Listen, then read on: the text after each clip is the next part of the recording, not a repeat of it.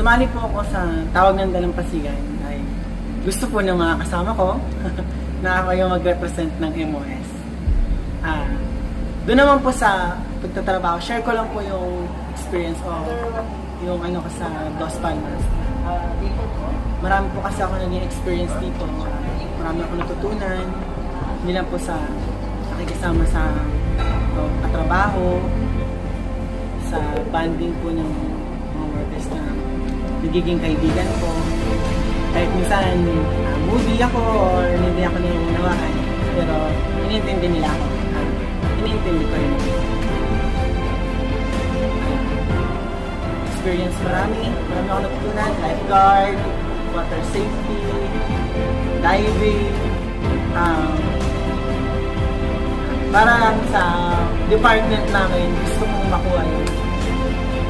Dito lang ang tawag ng Dalampasigan sa gusto. Dahil pangarap ko rin po talaga maging singer. Inaalay ko po ang unting ito para sa mga department ko at para po